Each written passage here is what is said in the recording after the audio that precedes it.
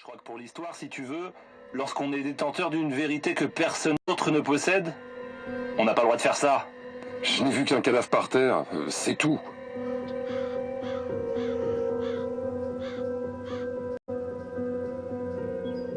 Le témoin capital, Guy Seznec, avait 12 ans à l'époque des faits. Il a gardé le silence toute sa vie avant de pères qui ont bientôt une conviction.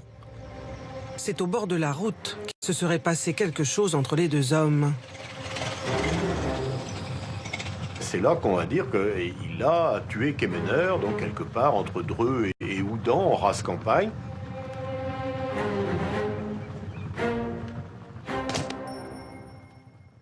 Et comme le... Ce qui est sûr, c'est que Seznec n'est jamais allé à Paris. Il est rentré directement chez lui et a repris ses activités. C'était le seul jour que j'avais de repos le dimanche, sinon j'étais à la pension. Je crois que c'était au mois de mai.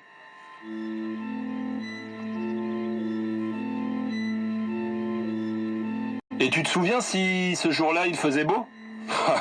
Il faisait très beau, c'était le matin, mais je sais pas l'heure. Et toi, tu avais entendu quoi ce fameux dimanche? Pour démarrer, elle disait « Ah non, Pierre, pas vous, hein, non !» Et puis « Ah, laissez-moi tranquille, ah non, laissez-moi tranquille ou j'appelle !» Et puis après ça, j'ai plus rien entendu.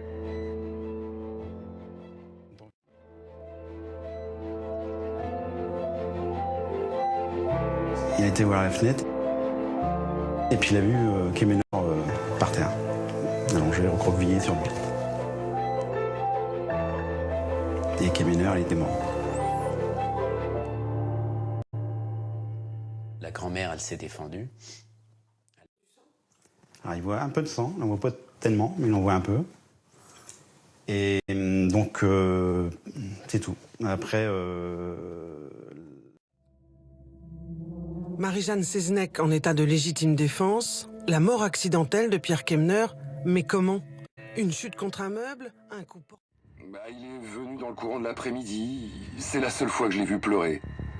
Il en était malade. Il ne savait pas comment faire, ils ont discuté, il pleurait et il disait « On est ruiné, on est ruiné ».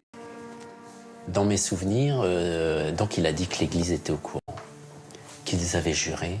À mon avis, c'était quand même important pour lui.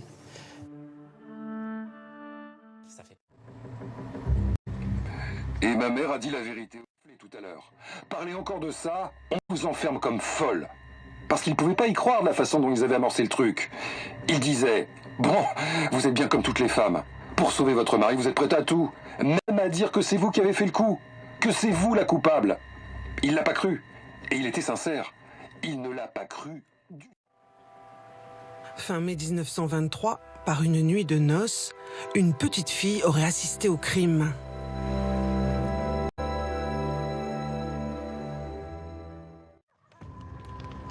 Mais à Morlaix, une rumeur court depuis près d'un siècle sur le cadavre de Pierre Kemener.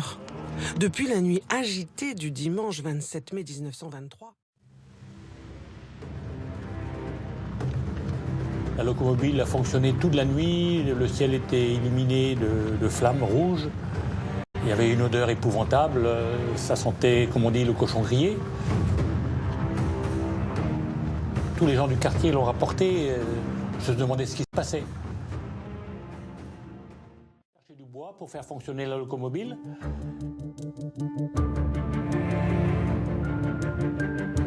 Et il y en avait un qui était handicapé, qui disait à son patron, mais vous savez bien que moi je peux pas, je suis handicapé.